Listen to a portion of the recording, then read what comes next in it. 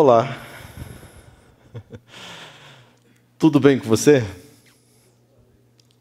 Graças a Deus, que coisa boa, que bom que nós estamos aqui novamente dando sequência a esse momento tão especial de aprendizagem, não é? Eu aprendo com vocês e vocês aprendem com o Espírito Santo e a gente vai aprendendo juntos. Aspectos incríveis da graça. Incríveis. Todas as vezes que eu paro para pensar sobre este tema, eu fico assim, sabe, olhando, Senhor, que coisa, Senhor, que coisa extraordinária, que presente incrível. Senhor, por que o Senhor me oferece isso? Eu não tenho condições, eu não mereço. A minha natureza é muito complicada, Senhor. Por favor, Senhor, por que o Senhor fez isso por mim? E olha, não tem explicação. Deus, Ele decidiu me amar, decidiu amar você e ponto. O que nos resta é permitirmos que a gratidão invada o nosso coração e a gente passe a vida louvando a Deus, agradecendo o presente e fazendo uso do presente. Mas existem alguns aspectos incríveis da graça e eu quero compartilhar com vocês porque são aspectos que eu considero incríveis. Mas amanhã você não pode faltar. Amanhã nós vamos falar sobre a reforma espiritual. Não é um tema fácil da gente apresentar, mas ele faz parte do plano de Deus. É um tema que um monte de gente corre dele, mas com certeza, no nome de Jesus, você não vai correr. Amém? Amém? Que amém forte, animado. No nome de Jesus, isso é um assunto que vai nos trazer, assim, informações para mudar a nossa vida radicalmente, mas de um jeito lindo, de um jeito maravilhoso, extraordinário. Então, amanhã, não perca, reforma espiritual, tá certo? Nós vamos ver se ela é opcional ou não. O que você acha? Bom, vamos para o texto. O texto é esse aqui, ó. Vamos acertar aqui o nosso aparelho para dar tudo certinho. Será que ele está ligadinho? Ok. O texto é esse daqui. Depois nós vamos voltar naquela imagem lá. O texto é esse aqui, ó. Bom, vamos fazer a nossa oração, porque sem o Espírito Santo não tem jeito, né, irmãos? Sem o Espírito de Deus não tem jeito. Então vamos pedir para que Ele nos ajude, nos socorra agora, neste momento. Vamos lá. Querido Deus, a Bíblia está aberta, mas queremos ouvir a Tua voz. Queremos que o Senhor nos coloque em contato com o espírito da letra, para que esta palavra, este verbo, entre no nosso coração, porque a palavra é Jesus. E queremos viver agora uma experiência.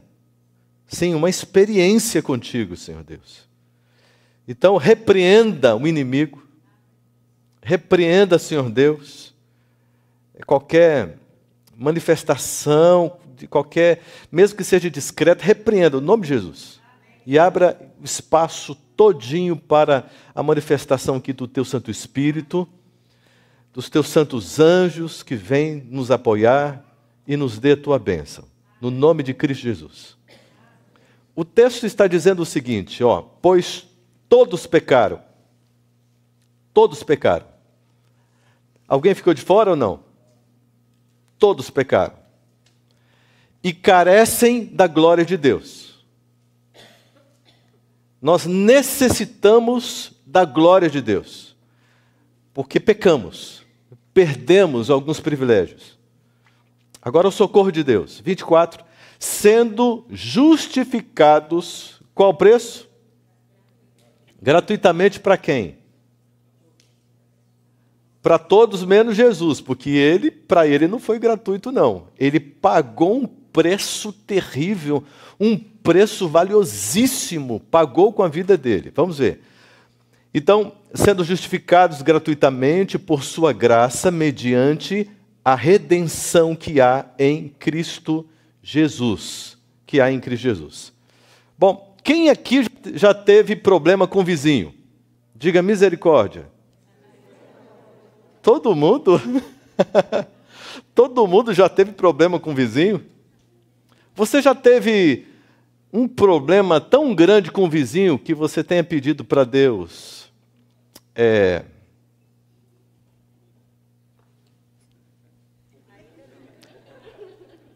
carregá-lo assim? Ainda não? Quem falou ainda não? Então, vou contar minha história. Essa cerca aí é só uma ilustração, para vocês entenderem o contexto. A minha casa aqui, uma cerca, é a casa do vizinho. Eu tinha mais ou menos uns 6 anos de idade, 6 para 7, mais ou menos. E eu ficava apavorado com o meu vizinho. Sabe o que ele fazia? Ele enchia a cara de bebida alcoólica, encostava a barriga dele lá na cerca, né, voltado para a nossa casa, e ficava lá dizendo: Deus, você existe? Não existe não. Não existe. Você é fraco, covarde. E começava a dizer um monte de palavrões. Ele xingava Deus, dizia palavrões. Eu ficava lá, assim, ali na porta, assim, um pouquinho aberta, assim, só com os meus olhos, assim, olhando para o vizinho, fazendo tudo isso, gritando. Aí o vizinho dizia assim: Deus, se o Senhor existe, me fulmina, me fulmina, me fulmina, cadê? Você é fraco, nem existe, porque se existisse me fulminava. E eu lá dizia: Senhor, fulmina ele, por favor. Senhor, veja bem, Senhor, todo mundo aqui sabe que nós somos crentes. Todo mundo sabe que nós somos adventistas do 7º dia, que nós cremos em Deus. O Senhor está sendo desafiado, o Senhor está suportando palavrões. Que coisa horrível! Se o Senhor não fulminar esse homem, a vergonha que nós vamos passar aqui, Senhor, vai ser uma coisa terrível. Então, por favor, Senhor, cumpra o que Ele mesmo está pedindo. Fulmina ele, por favor, fulmina. E assim, os dias iam se passando, e eu pedia para Deus fulminar o homem. Aí chegou um ponto que eu parei de pedir, e Deus não fulminava o homem, e o tempo ia passando. Aí, cresci, casei com essa morena linda aqui, fomos morar num apartamento. Aí a minha mãe fez um almoço, meu pai, nos convidaram para um almoço, naquele dia tão especial. E aí, quando encontrei com a minha mãe ali na cozinha, já a mesa preparada, e minha mãe disse assim: Você sabe o que aconteceu com o seu Antônio? É o nome do santo do vizinho. Eu disse: Não, mãe, o que aconteceu? Morreu. Eu disse: Misericórdia, Deus fulminou ele? Como é que foi, mãe? Como é que foi, por favor? Eu já tinha me arrependido, mãe. Eu já tinha pedido para Deus não fulminar ele, tentar salvar ele de todo jeito. Mas ele morreu, como foi? Como foi? Me explica, me conta. Ela disse: Vou te contar. A filha dele me contou tudo. Ele foi ao médico e o médico disse: Se beber de novo, seu corpo não vai aguentar. Ele: Tá bom, tudo bem. Saiu do hospital, passou no bar, encheu a cara e foi para casa. Chegou em casa já nas últimas. A filha viu a situação dele e o levou para o hospital. E lá no Brasil, o hospital é uma bênção, né? O hospital público, você já chega, o atendimento já imediato no corredor, depois de umas 15 horas. Aqui é diferente, não é? É? Oh, glória! Ele estava ali, desesperado, morrendo de dor, gritando de dor, e a sua filha apavorada, e naquele procedimento do atendimento, e ali no corredor mesmo do hospital, sem condições, sabe, esperando emergência, e com um monte de gente na frente, aquela situação toda. E um irmão evangélico, fazendo um trabalho missionário no hospital, com a Bíblia debaixo do braço, né? Pregando o evangelho, levando a palavra, o evangelho para as pessoas. Viu aquele homem ali, o seu Antônio. Não o conhecia, claro. Viu o seu Antônio em sofrimento, etc. E foi lá falar com o seu Antônio. Ele disse assim: o senhor está em sofrimento, o senhor já aceitou a Cristo Jesus como seu Salvador? O seu Antônio era muito educadinho. E ele, com o seu jeito tão delicado, ele olhou para este homem e disse assim: seu crente nojento, suma daqui! Disse um monte de palavrões. Você não respeita nem alguém que está no momento de dor. E disse um monte de coisas. O irmão disse: não, calma, desculpa. Né? E saiu. E ele ficou lá praguejando, dizendo um monte de palavrões. Que vexame, foi horrível. O irmão ficou de longe olhando. E aí ele disse: com aquele ali eu não falo mais. Aí o Espírito Santo tocou no coração dele. Aquele que é dirigido pelo Espírito, o negócio é diferente, não é? Não é diferente? Ele não faz o que ele quer, ele faz aquilo que o Espírito manda. E aí o Espírito Santo tocou no coração dele e disse: volta lá. Ele disse: eu não quero voltar, mas volta lá. Tá bem, estou voltando. Vou falar com essa fera. E ele chegou e disse: olha, é bom o senhor aceitar Cristo Jesus como seu Salvador, porque olha, ele vai até curar as suas dores. Se o senhor aceitar Cristo Jesus como seu Salvador. E com o jeito dele assim, o seu Antônio, muito delicadamente, olhou para ele: seu crente nojento, suma daqui e tal, e gritou e xingou palavrões. Ele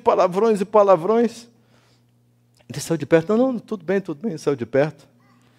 E aí, passou um tempo, de novo, o Espírito tocou no coração do irmão. Tem que conversar com ele de novo. Foi lá, se aproximou. 2 vezes, já a terceira vez ele já estava com mais coragem. Foi lá e mudou a tática dele. E o irmão já chegou, já firme. Se o senhor não aceitar Cristo Jesus como vai queimar no inferno. O senhor está tendo a oportunidade de aceitar Cristo Jesus como seu Salvador. O senhor que, sabe, nunca aceitou Cristo na sua vida. Aceite Cristo agora, é a sua chance. Você não sabe se vai morrer. Você está aí, olha só a sua situação. Se você morrer agora, como é que vai ficar? E aí ele foi mais enérgico. O seu Antônio, ele parou e disse: mas não é possível, eu não acredito num negócio desse não. Nem na hora dessa aqui de desespero, eu fico livre de crente.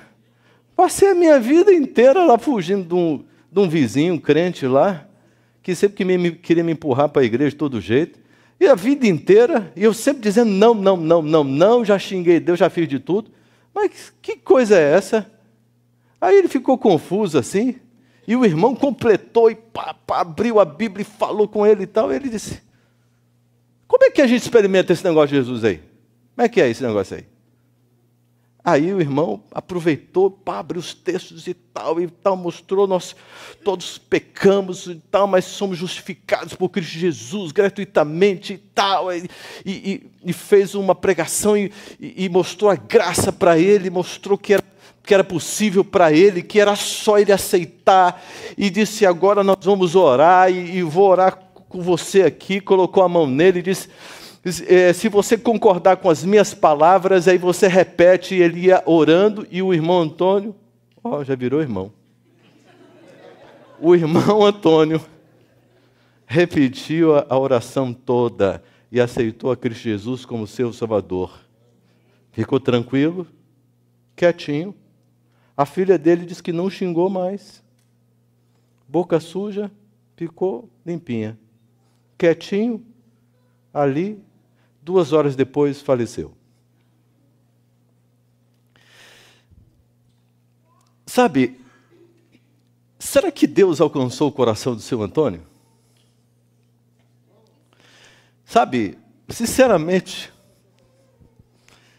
eu estou lutando na minha vida espiritual para poder encontrar com o seu Antônio no céu. Vou dar um abraço nele, pela fé em Cristo Jesus, pela graça maravilhosa de Cristo.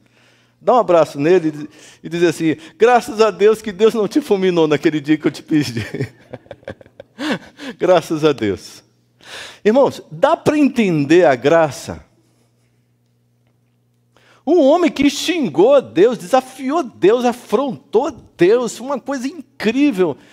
Sabe, e esse homem ainda foi salvo na hora da morte, ali na hora, sabe, ali no momento terrível ali, diante da morte. Dá para a gente entender, irmãos? É uma coisa incrível isso. Não dá para a gente entender, mas dá para a gente aceitar. Olha só, no Salmo 51:5, todo mundo conhece de cor. Diz o quê? Davi está dizendo que ele foi gerado de que forma? Em pecado. A minha mãe me concebeu. A minha natureza é pecaminosa. Já nasceu em pecado. Isso quer dizer que há um poço no coração humano. Há um poço. Há um vazio. Há algo profundo, há uma cratera, alguma coisa estranha no coração do ser humano, que foi adquirida por herança depois da queda de Adão e Eva. Há um poço terrível. O que acontece? Que poço é esse? Gálatas 5. Vamos lá. Vamos passear pela palavra de Deus. Ela tem muito para nos ensinar. Gálatas 5, 16 a 21. Olha só. Digo, porém, andai no Espírito, e jamais satisfareis a concupiscência da carne. Só tem uma saída para não satisfazermos a concupiscência da carne: andarmos no Espírito. A gente vai entender um pouco melhor sobre isso. 17. Porque a carne, ela luta, ela milita contra o Espírito. São duas naturezas.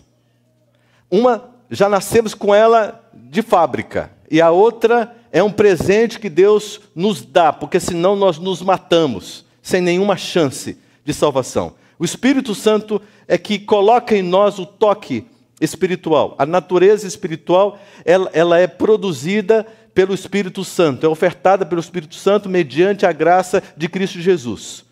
E o Espírito contra a carne, porque são opostos entre si, para que não façais o que porventura seja o vosso querer, porque o que você quer não presta. Exemplo, está aqui, 18. Mas se sois guiados pelo Espírito, não estais sob esta lei.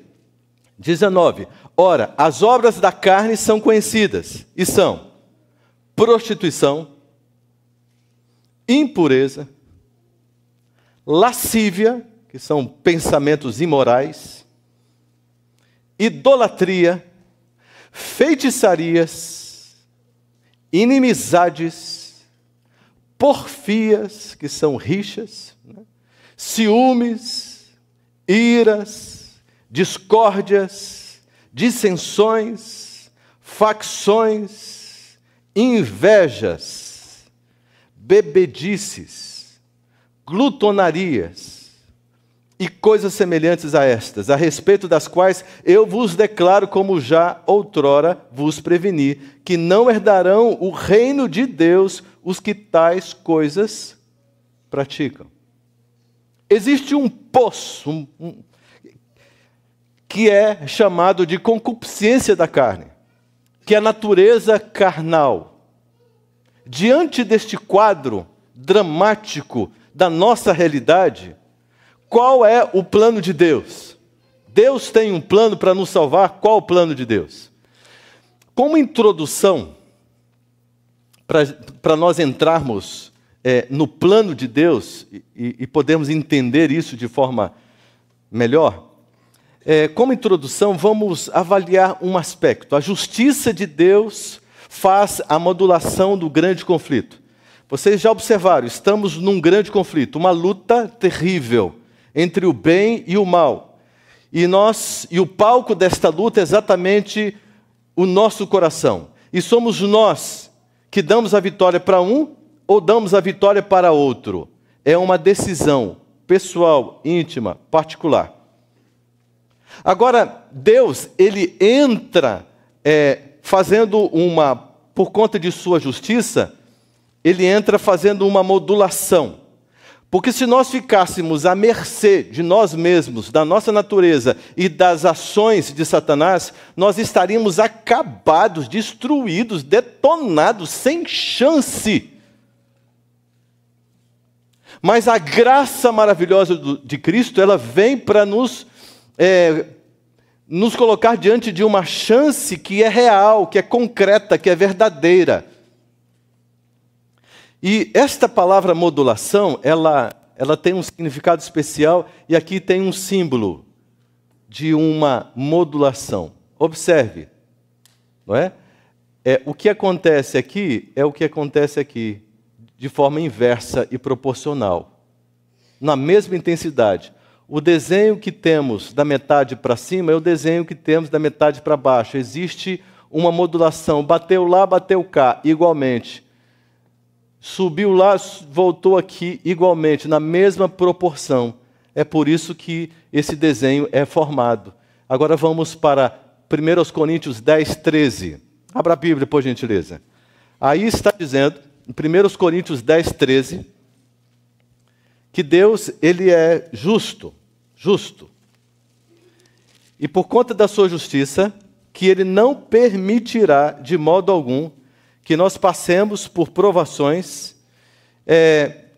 que não estejam dentro da nossa realidade humana. O texto diz, não vos sobreveio tentação que fosse humana, que não fosse humana. Mas Deus é fiel e não permitirá que sejais tentados além das vossas forças.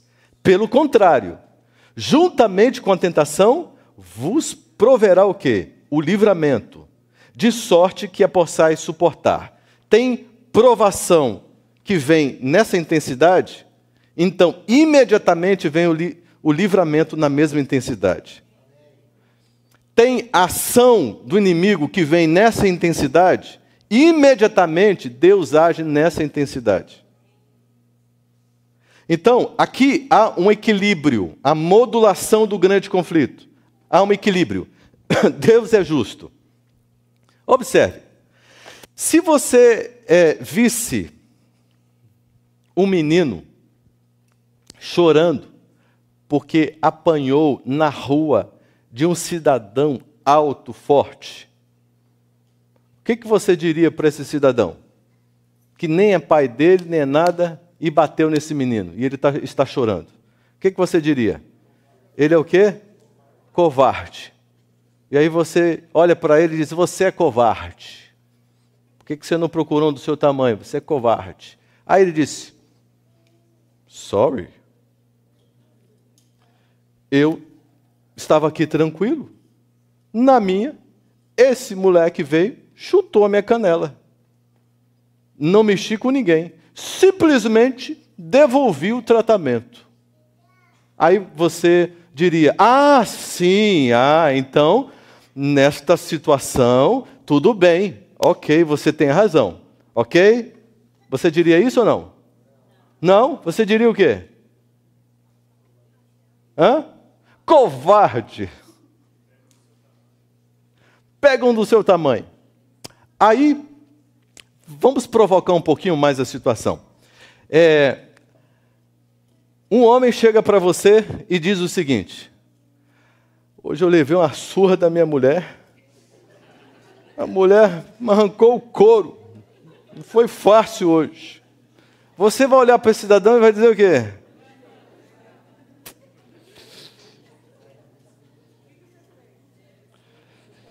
se esse cidadão chegar para você e disser assim, hoje eu dei uma surra na minha mulher, deixei a pobrezinha lá toda arrebentada.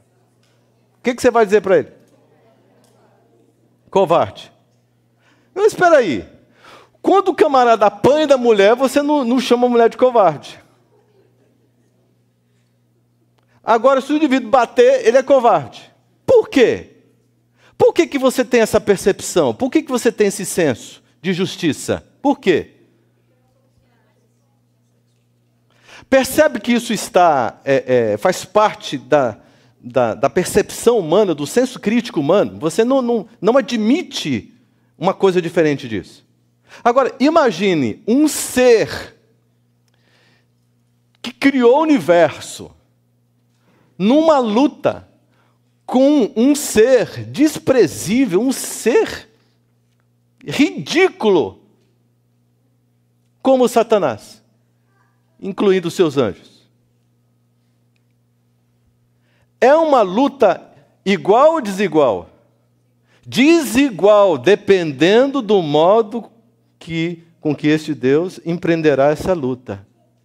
Deus, ele é justo. Ninguém precisa convidar Deus à justiça, porque é o que ele é. Ele é.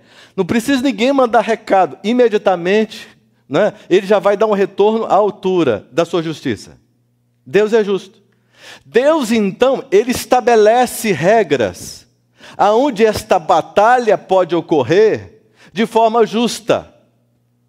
Então Deus não luta com Satanás com toda a intensidade da sua força, senão ele esmagaria esse insetozinho. E o que o universo diria para o mais forte? Por que você não briga com o do seu tamanho? E o que o universo diria para o Satanás? Pobrezinho, coitadinho, foi esmagado, hein? Não sobrou nada, pobrezinho. Deus, então, ele se coloca num contexto de justiça, aonde, por conta da graça, ele equilibra essa luta, porque ele tem que fazer justiça para a humanidade, que fica à mercê, que ficaria à mercê se não fosse este cuidado de Deus. Deus, então, ele não pode lutar do jeito que eu acho que é, do jeito que eu quero que seja. É por isso que, diante de várias dificuldades, situações na vida, eu questiono a Deus, mas por que Deus permitiu isso? Por que Deus tão poderoso deixou isso acontecer? Por que Deus fez isso? Por quê? Ah, eu acho que eu não creio em Deus, porque Deus, se existisse, seria diferente. Gente, se Deus não existisse, misericórdia. É uma questão de bom senso. Deus, então, tem uma maneira de lutar justa. Ele tem uma regra, ele coloca a sua lei, porque a sua lei é o seu caráter, é a sua essência, é aquilo que ele é. E ele coloca essa batalha. Eu vou mostrar para vocês algo assim muito, mas muito especial, muito especial. Olha só, observe. Dá para enxergar direitinho? Ó, eu vou começar por aqui, ó. Vou ler para você, ó. A modulação do grande conflito. Eu vou ler para você aqui primeiro esses três aspectos. São essas três premissas aqui para a gente poder avaliar o restante. Olha só. Deus nunca reage. Ele age. Quem reage é o ser humano. Deus age. A operação da graça está sempre disponível para qualquer débito, já que existe um crédito de graça fornecido por Cristo Jesus.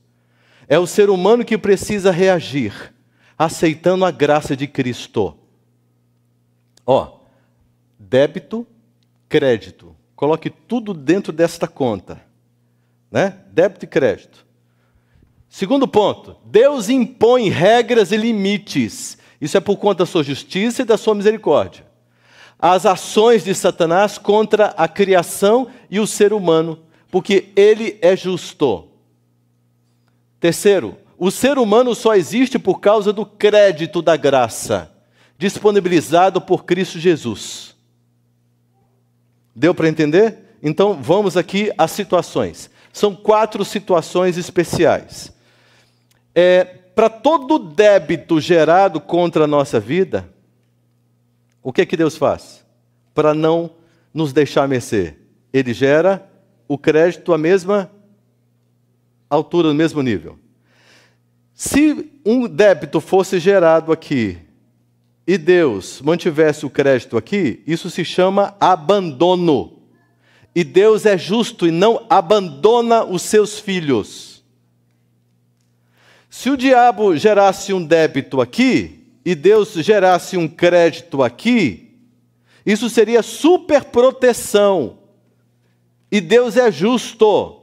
Ele não pode superproteger, porque isso é injusto. É difícil para a gente entender o que é justo ou injusto. Ou melhor, entender o que é justo, porque nós somos injustos. Muito injustos. Essa é a nossa natureza.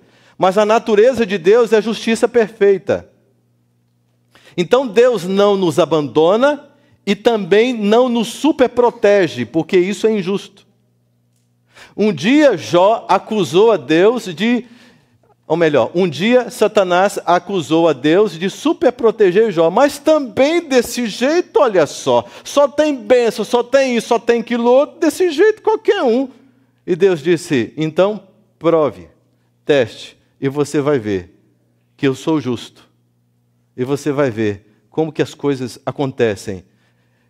E Deus modulou ali a batalha de Jó, porque se não fosse a modulação de Deus, deste grande conflito, ali que se estabeleceu na vida de Jó, Jó teria sido destruído completamente. Observe, todo débito que foi gerado na vida de Jó, você enxerga um crédito sendo produzido à mesma altura, sim ou não? Então observe o seguinte, irmãos. Vamos ver aqui alguns casos. Esse débito, ele é gerado diretamente por Satanás, ou seus anjos, não é? Ações diretas contra a vida e tentações. É assim. Vocês já escutaram alguma história que alguém conta assim, que estava na rodovia e de repente o carro rodou e tal, e esse carro desceu na ladeira, escapou de todas as árvores e tal, e chegou lá embaixo e tudo e tal, e nada aconteceu, e a pessoa olha e diz, impossível, todo mundo vai contemplar e diz, impossível, isso não pode ter acontecido, que livramento fantástico, que coisa tremenda, que coisa incrível, e todo mundo fica impressionado. Já aconteceu com você algum livramento fantástico, sobrenatural, algum livramento assim incrível, sem explicação humana? Já aconteceu com você? Deixa eu ver a mão. Olha a quantidade de pessoas. Eu quero que você entenda agora o que aconteceu, de acordo com o nosso esquema aqui. No momento em que Satanás pessoalmente gerou contra você um débito, em outras palavras, no momento em que Satanás produziu pelas suas mãos um acidente, produziu uma possibilidade de morte, produziu uma tentação, produziu alguma coisa, ele mesmo, com os seus demônios, ele produziu diretamente contra você, na mesma altura, dessa investida sobrenatural, a ação do crédito. A graça se manifesta para libertação, ação imediata e condicional. Condicional por quê? Porque naquele momento, apesar da ação direta de Satanás, Deus pode decidir. A decisão de Deus é a seguinte: a prioridade dele é salvar. Salvar o homem do pecado, salvar o homem por meio desta graça para a eternidade. Salvar o homem. E não salvá-lo simplesmente da morte ali naquela situação. Mas é a salvação, né, no sentido máximo da vida da pessoa. Esta é a prioridade de Deus. Se para salvar a pessoa, Deus precisa libertá-lo, Ele liberta.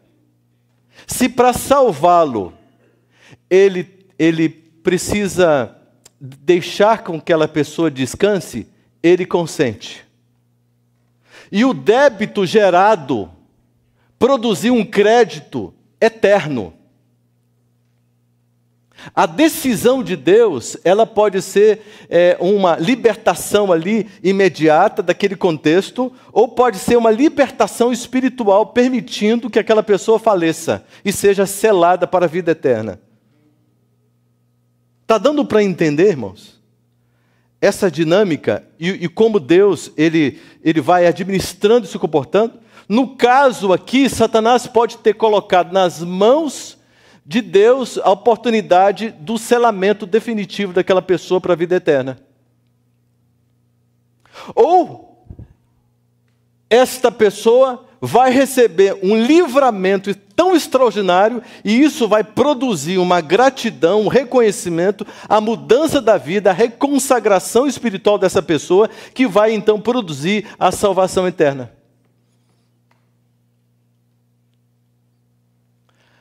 Segundo caso. Primeiro caso foi a ação direta dos demônios e de Satanás contra a vida de uma pessoa. E aí você pode enxergar, pode ver libertações fantásticas, incríveis, impressionantes. Agora, segundo caso, esse débito gerado contra a própria vida. São débitos que eu gero contra a minha própria vida. De que forma? Maus hábitos, satisfação do eu, pecados voluntários. Quando eu desenvolvo atividades e quando eu me meto em pecados, quando eu estrago a minha saúde, quando eu arrebento com o meu corpo, com a minha mente, não é? E eu estou gerando débitos contra mim. O que acontece? Quando eu mesmo gero débitos contra mim, quando eu maltrato o meu organismo, quando eu levo as coisas do jeito que eu quero e eu estou gerando débito contra a minha própria vida, o que acontece? Olha só, a graça ela é liberada para a reeducação. E Deus ele prefere usar a ação progressiva e condicional. Essa pessoa está no hospital.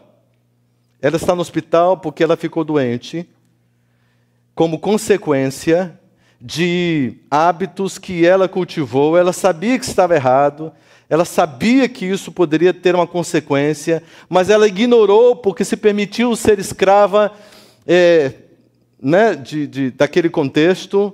E ela disse, vida leva eu gosto e não estou nem aí, etc. Um dia o preço chega, a fatura chega, arrebentou com o organismo e a pessoa agora está doente. Aí você é convidado para orar pela pessoa. Eu vou lá no hospital agora e vou orar por essa pessoa, para Deus curá-la, Deus abençoá-la e tal, e vou orar. Posso orar, posso clamar, posso suplicar, mas posso pedir para Deus dar uma chance para essa pessoa ter o privilégio de ser reeducada.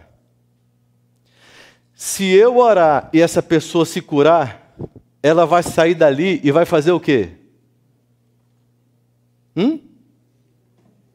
Vai mudar de vida? Vai mesmo? Eu me arrebentei, fiz o que eu quis, caí doente, chegaram aqui, oraram por mim, estou curado. Eu acho que... Tá. Qual vai ser a tendência natural do coração humano? Da carne? A pessoa dá continuidade, né, a esses débitos contra a sua própria vida. Deus então estaria fazendo o quê? Patrocinando o quê?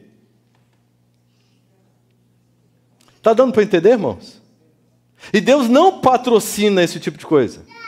Mas Deus, Ele age para quebrantar o coração dessa pessoa, conduzi-la ao arrependimento, para ela ter acesso à graça e, com humildade, ela aceitar, então entrar no programa de Deus de uma reeducação, porque Deus quer salvar essa pessoa, mas no sentido pleno, completo.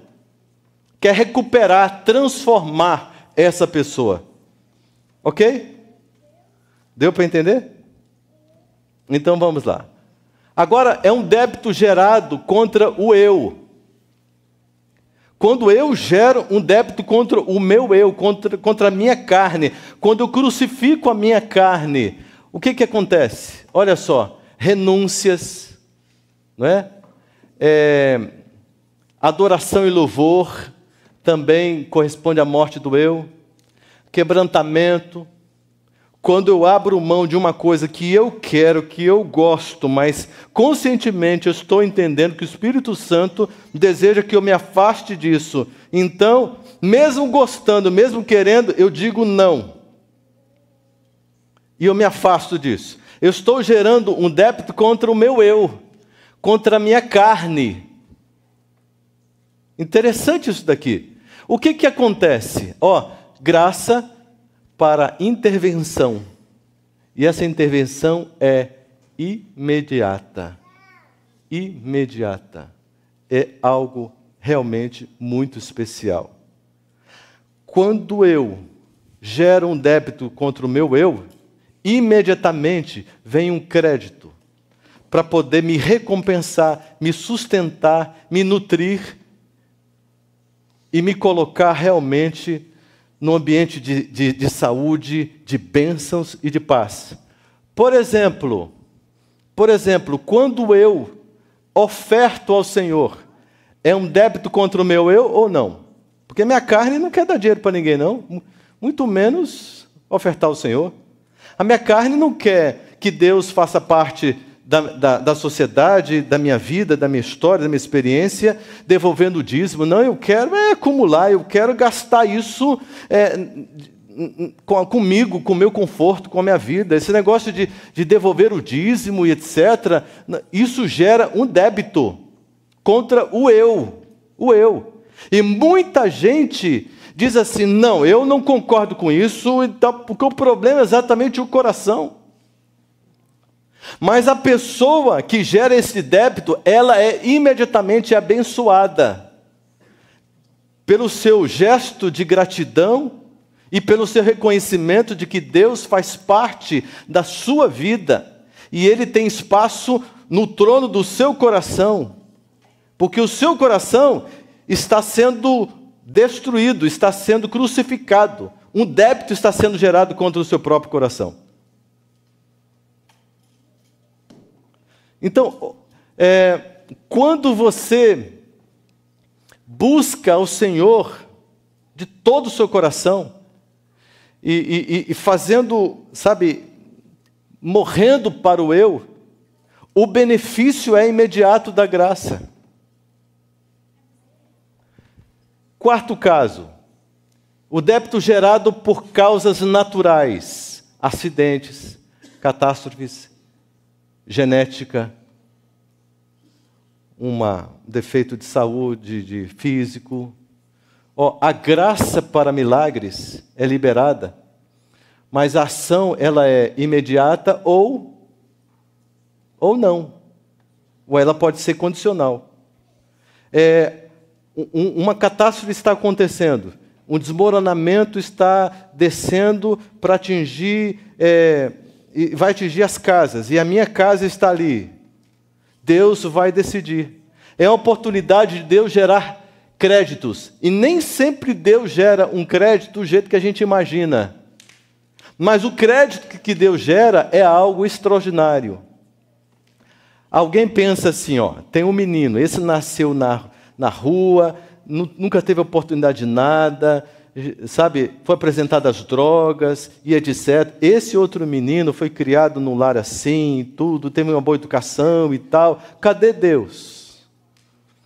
Onde é que está a justiça de Deus? Irmãos, São pesos completamente diferentes. Deus é tão justo que a altura dos débitos daquele menino que ele vai ter na vida, serão gerados créditos especiais. E se brincar, aquele menino lá terá muito mais chance de salvação do que o outro. Então não dá para a gente questionar a justiça de Deus. A nossa mente finita, limitada, a gente não consegue atravessar aquilo que se refere a nós mesmos.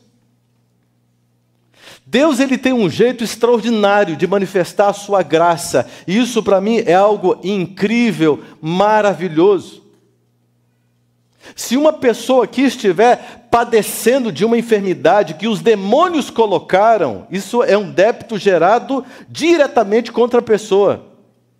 A partir do momento que nós orarmos, a libertação será imediata, a cura será imediata. Se essa pessoa realmente se colocou nas mãos de Deus e aceitou a ministração. É por isso que tem muita gente que quando a gente ora, ela fica curada imediatamente. Agora tem outros casos de doenças que é um resultado de uma vida onde a pessoa arrebentou o organismo.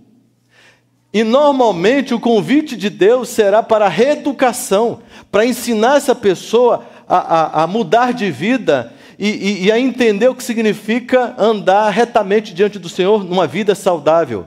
Ou Deus pode permitir que essa pessoa descanse, uma vez entregando o seu coração para Jesus e se confirmando, né, na fé de Cristo Jesus e aceitando o preço, a graça maravilhosa de Cristo. Ele pode ser selado também. Está dando para entender, assim, o esquema geral? Como é incrível? Processos da graça, irmãos. Olha só. Justificação, santificação e glorificação. Vamos ver aqui rapidinho. Ó, justificação. Romanos 1:5. Olha que texto. Desculpa. 5. Romanos 5, de 1 a 5. Diz assim, ó. Justificados, pois, mediante o quê? A fé. Aí temos harmonia com Deus, paz com Deus, por meio de uma pessoa maravilhosa que é Cristo Jesus. Então, por intermédio de que obtivemos igualmente acesso pela fé a esta graça na qual estamos firmes e gloriamo-nos na esperança da glória de Deus. E não somente isso, mas também nos gloriamos nas próprias tribulações, sabendo que a tribulação produz o quê? Perseverança. E a perseverança produz o quê? A experiência. Então, para que eu tenha experiência com Deus, eu preciso de perseverança. E a experiência produzirá o quê? Aquele que é experiente, ele tem esperança. E a esperança não confunde. Por quê? Porque o amor de Deus é derramado em nosso coração pelo Espírito Santo, que nos foi outorgado. A esperança é mantida pelo amor. Olha só aqui, ó. Quando a pessoa compreende o amor, ela aceita a graça. Quando ela não compreende o amor de Deus e a graça por ela, o sacrifício de Jesus, ela rejeita a graça. Sabe, você já teve uma experiência de dar uma série de estudos bíblicos, passar 1 ano, 2, 3 anos com uma pessoa e ela não aceita a aliança com Cristo Jesus por meio do batismo? Já aconteceu isso com você? Já? Aqui está o segredo. Ela está convencida da doutrina, convencida daquele conhecimento, possivelmente. Mas enquanto ela não sentir, ela não experimentar, e ela não se entregar, e não viver a experiência do amor, ela vai rejeitar. Ela vai rejeitar a graça. Estão entendendo agora a luta? Então, todas as vezes que você ministrar a palavra para alguém, Apresente o amor com toda a sua realidade, com toda a sua força, com toda a sua beleza, com toda a sua entrega. Este homem aqui, um amigo, o Vado. O Vado, ele estava lá no terreiro, com todos os aparatos, e ele vestido com toda aquela roupa, e acostumado a fazer trabalhos, e todos os trabalhos davam muito certo. E chegou mais uma encomenda de um trabalho, e ele ali com tudo, todo aquele esquema, né? E ele pegou aquele trabalho e invocou o Espírito. E o Espírito não apareceu. Isso nunca aconteceu? Invocou de novo. E o negócio não baixou. Aí ele ficou bravo, invocou de novo e xingou. Ficou bravo, ficou nervoso. Aí o Espírito apareceu mais bravo do que ele.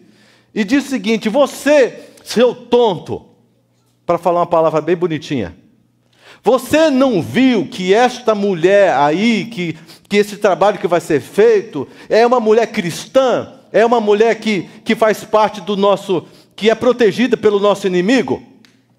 E nós não podemos fazer nada contra ela? E disse mais uns palavrõezinhos para ele. Que demônio tem a boca suja? E aí, o Vado olhou para esse demônio e disse o seguinte: ah é? Ah é? Tem gente mais forte do que vocês, é? Ah, então tá. Eu estou servindo alguém errado então. Sabe de uma coisa? Ó, passai bem. Está aqui, tirou os negócios tudinho, não trabalho mais para vocês.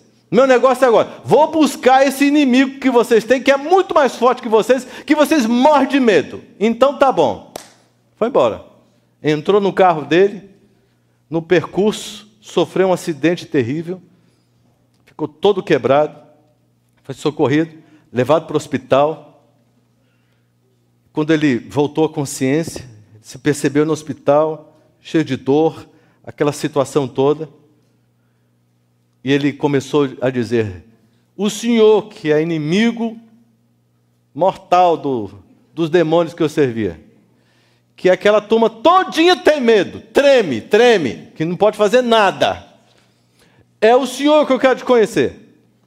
O senhor tem uma igreja, o senhor tem um negócio assim, eu quando sair daqui, eu vou procurar, eu quero te servir. Eu quero te servir. E aí ele sentiu algo muito especial, uma luz que brilhou, e ele ouviu uma voz dizendo: a minha igreja é a Igreja Adventista do Sétimo Dia. E ele disse: então eu vou te servir nessa igreja. Ele ficou alguns meses no hospital, se recuperou, saiu dentro das condições. E ele se lembrou que havia uma igreja Adventista do Sétimo Dia numa rua tal, que ficava perto da casa dele.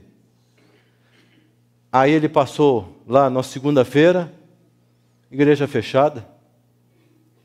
Passou na terça, igreja fechada. Passou na quinta, igreja fechada. Passou na quarta de manhã, igreja fechada. Essa igreja não abre nunca, Senhor. É a igreja de Deus, mas não abre nunca. Eu quero te servir, mas essa igreja não abre. Na quinta, na sexta, perseverante. Quando ele passou no sábado de manhã, ele quase morreu de alegria. A igreja estava aberta. Aí ele entrou na igreja, viu aquele monte de gente, alguém falando na frente, ele olhou, disse: que coisa impressionante. Aí ele sentou num lugar lá no banco, ficou quietinho observando tudo. Aí ele escutou uma voz no ouvido dele. Irmãos, olha só: débito, crédito, manifestações sobrenaturais do inimigo, manifestação sobrenatural de Deus. Se você quer ver anjos, quer ver anjos de Deus, Deus pode consentir, mas vai ver anjo do mal também. Está tudo dentro de um esquema. Ó, Não funciona assim, nem assim. O Vado entrou, estava ali, prestou atenção. Em algum momento o negócio ficou assim, meio tumultuado e tal, e um monte de gente falando, aí um se levantou e estava com um negócio assim, e apresentando e dizendo coisas tão bonitas, ele ficou ali. Mas de repente, ele ouviu no ouvido dele, essa é a minha igreja. Ele começou a chorar, foi uma voz física que ele ouviu no ouvido dele, começou a chorar e dizer, Senhor, eu estou na sua igreja. Senhor, esta é a sua igreja. Senhor, eu não saio nunca mais daqui, porque aqui é a sua igreja. Ele estava assim, sentado num banco assim, sabe, o seu coração pulava para fora. Veio o culto divino, terminou o culto, todo mundo saiu e ele ficou lá sentado. Aí o ancião disse, escuta, rapaz, aqui esse cidadão chegou, sentou ali e ficou. Aí, como é que nós vamos fazer? Vamos pedir para o zelador, pedir para ele sair. Irmão, vem cá. Irmão, conversa com ele lá, diz que já acabou, que é para sair. Aí o irmão zelador chegou todo assim, escuta, já acabou. Aí ele disse, não, já acabou, mas eu vou aguardar já a próxima sessão. Aí ele disse, não tem sessão mais hoje. Como? Não tem sessão hoje? Não tem mais? Não tem mais. Mas como assim não tem mais? Já acabou? Não. Quando é que vai ter a próxima? Amanhã à noite. Amanhã à noite ainda? Gente, é muito tempo. E não se conformava e chorava. Ele dizia, eu estou na igreja de Deus. Ele me falou, aqui é a igreja de Deus. Eu não quero sair daqui. Eu custei muito para chegar aqui. E se eu sair, vocês fecham a igreja, vocês não abrem nunca mais? Só amanhã à noite? Irmãos, sabe, uma pessoa que é resgatada pela graça de Cristo Jesus, que tem o seu coração inundado pela gratidão, sabe, que conhece o mundo espiritual, e eu já disse para vocês que não existe espaço para gente ingênua, será esmagada, mais cedo ou mais tarde, pelo diabo.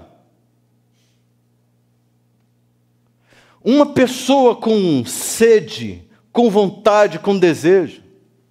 E quando eu olho para vocês, vendo a cada noite, vocês andando à distância que vocês andam, sabe, o esforço, alguns aqui dormindo poucas horas por noite para estar aqui, irmãos, isso tem me ensinado muito. Isso tem, sabe, isso tem batido de uma forma muito forte no meu coração. E sempre quando eu chego aqui e olho para vocês, é uma alegria e um amor que eu sinto por vocês que é inexplicável. Porque só quem sente muita necessidade, que abre o seu coração para a atuação de Deus, e aí ele vai dando a consciência. O Vado é um pregador, e olha que pregador. Ele prega mesmo, com força, com intensidade. E é provável que alguém aqui conheça o Vado. Alguém conhece? Lá de Goiânia? Extremamente conhecido. Conhece?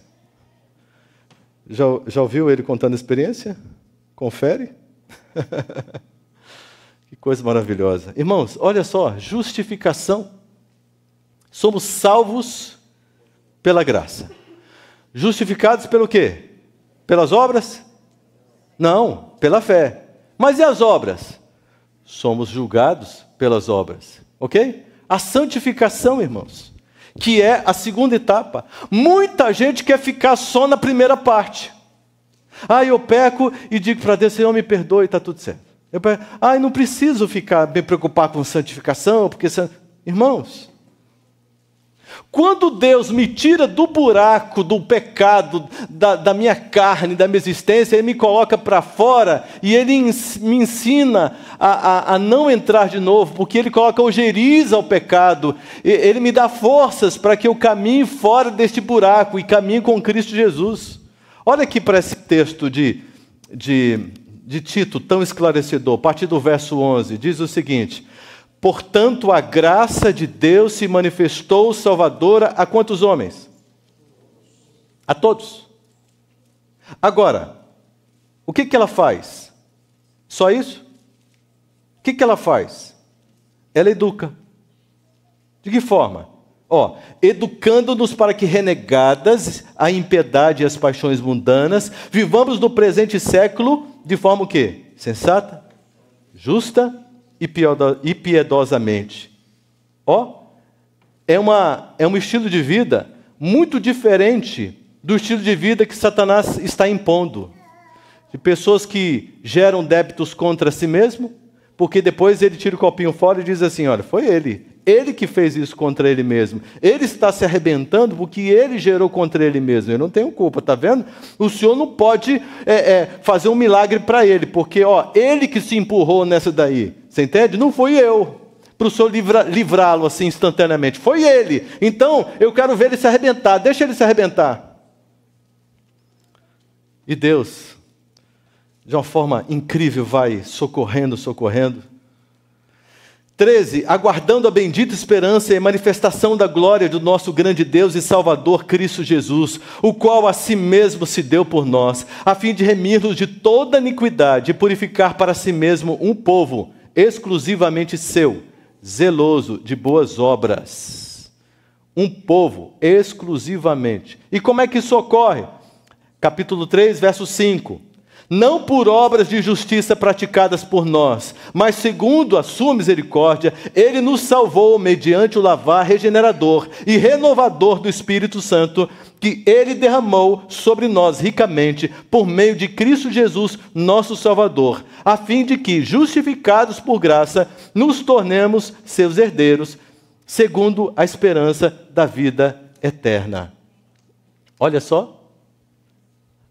A decisão, a parte humana, é a decisão de permanecer ligado na videira. A parte de Deus é o dom do crescimento. Ele que dá o dom para o crescimento. O crescimento espiritual não é resultado da minha capacidade, da minha habilidade. E, finalmente, um dia, irmãos, experimentaremos a glorificação por conta da volta de Jesus. Ele virá, e de acordo com 1 Coríntios 15, de 50 a 54, Ele transformará o nosso corpo corruptível em um corpo incorruptível. Todos os débitos gerados do pecado dessa natureza, Deus, Ele vai gerar créditos maravilhosos de libertação. Eu quero orar agora de forma muito especial por você. Sabe, irmãos, a proposta de Deus é uma proposta tão linda, tão especial.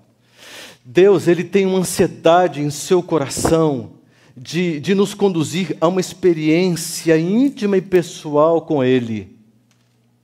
Sabe por que muitos filhos não ficaram na igreja? E não estão na igreja, filhos de pais adventistas do sétimo dia. Sabe por que filhos de pais adventistas do sétimo dia chegam até ao absurdo, algo incrível, inimaginável, de simplesmente deixar de crer em Deus?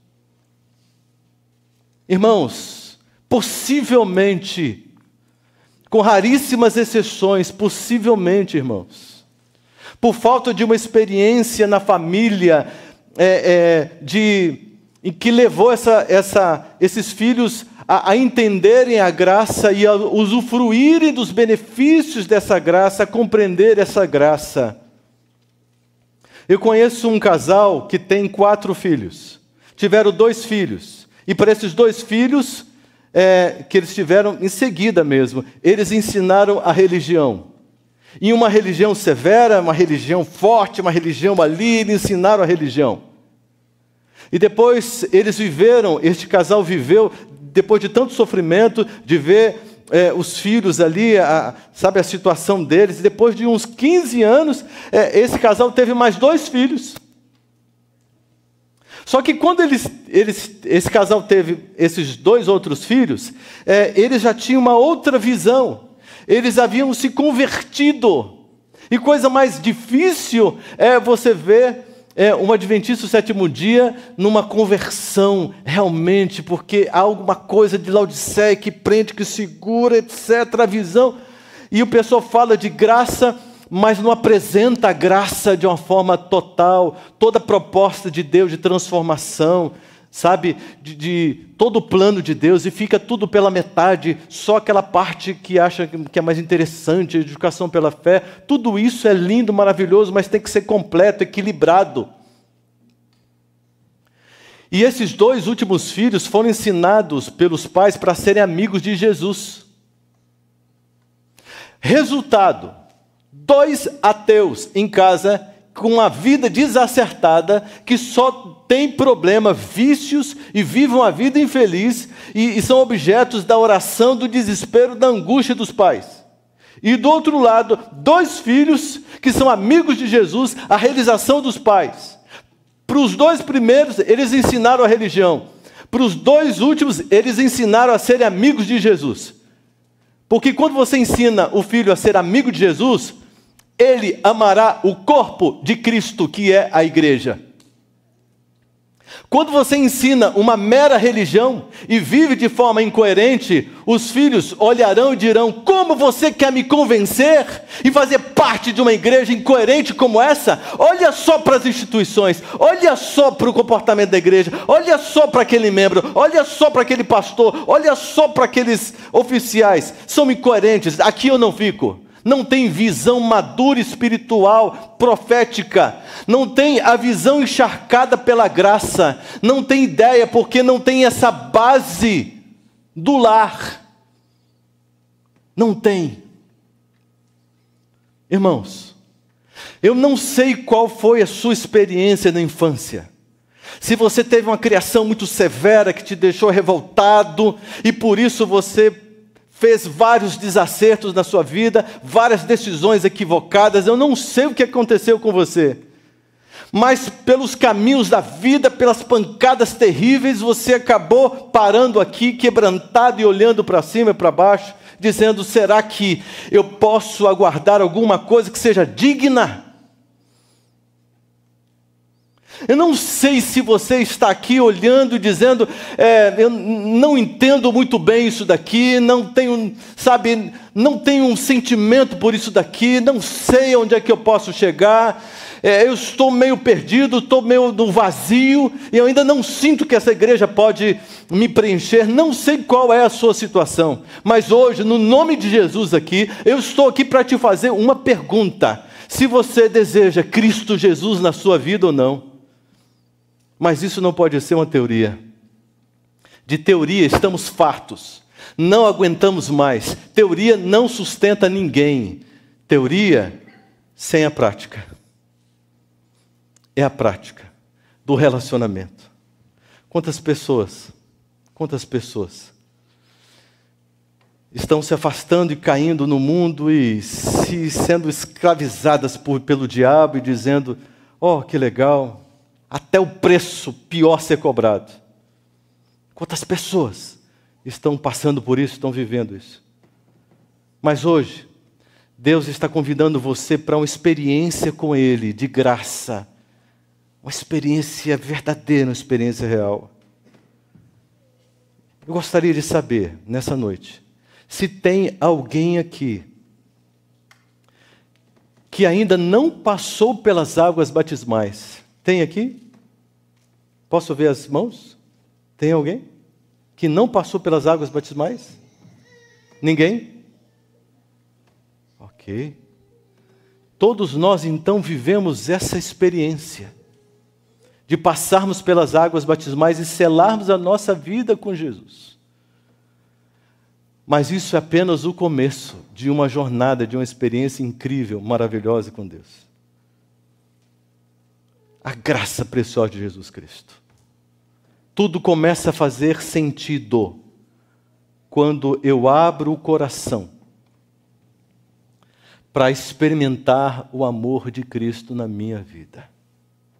Aí sim, tudo vai fazer sentido. Tudo, tudo, tudo. Absolutamente tudo. Eu quero orar por você que nessa noite está dizendo: Senhor Deus, olha, me ajude a amá-lo mais. Me ajude a entrar assim profundamente no teu amor e no teu sentimento e agradecer, a ser grato por essa graça. Eu preciso sentir isso, eu preciso ter o meu coração queimando, eu preciso que tudo isso faça diferença para mim, eu preciso que essa palavra me restaure, me renove, eu preciso ser carregado no colo, Senhor Deus, porque eu quero experimentar esta maravilhosa graça para a minha libertação, para a transformação da minha vida. Tem alguém que quer dizer isso nessa noite para Jesus? E diante do mundo espiritual, quer se manifestar fisicamente vindo aqui na frente, no nome de Jesus? Graças a Deus. Graças a Deus. Algumas pessoas se distanciam tanto de Jesus, tanto, que o coração vai ficando como diamante, frio, insensível, indiferente. Isso é triste, irmãos.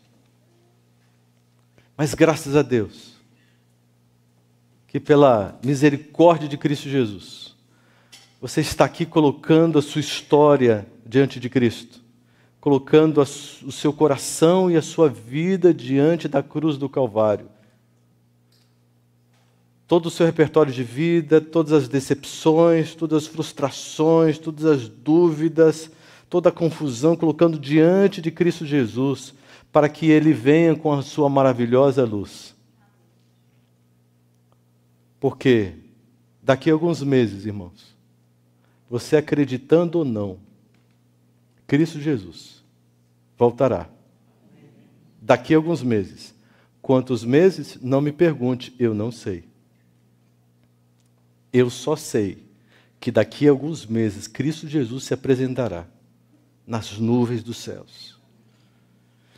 Enquanto isso, aqui na terra, uma revolução, uma sacudidura, uma confusão, uma coisa tremenda, os homens vão gritar, vão gemer, algo muito difícil acontecerá, mas para você, que está abrindo sinceramente o seu coração para a graça maravilhosa de Cristo Jesus, você andará seguro, acima do conflito, da confusão, seguirá para a vitória, no nome de Jesus. Querido Deus, aqui estão os seus filhos, gente sincera, a tua igreja, uma parte dela, dessa igreja destinada à vida eterna, destinada neste momento a ser sacudida, porque todo joio sairá, não ficará uma palha, mas nenhum grão de trigo se perderá. Essa igreja passa por uma revolução. E esta congregação especial aqui, Senhor Deus, está aqui buscando o crescimento espiritual. Fortaleça a fé. Espírito Santo, cuide com todo carinho, mantenha a mente no foco, Senhor Deus. Mantenha o coração vibrando em Ti. Cubra de bênçãos, cubra de proteção. Senhor, se há incredulidade no coração, no nome de Jesus, venha com o Espírito Santo fortemente para libertar este filho querido, esta ovelha pequena, frágil. Por favor, Senhor Deus, venha com o seu trabalho para ensinar, para instruir, para motivar e para guiar no caminho, na verdade, na vida.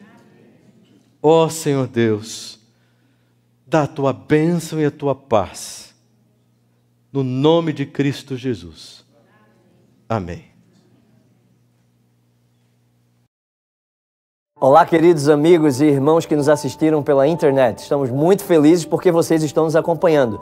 Torcemos para que as mensagens espirituais apresentadas aqui, os louvores que são feitos, alcancem o coração de cada um de vocês. Queremos convidá-los que no próximo sábado, às 10h45 da manhã, vocês nos acessem de novo para participar junto conosco desse culto de adoração. Também vá à nossa página no Facebook e coloque um like lá, porque assim você fica sabendo de todas as programações que acontecem aqui em nossa igreja. Enfim, que Deus abençoe a todos e que tenham um feliz sábado.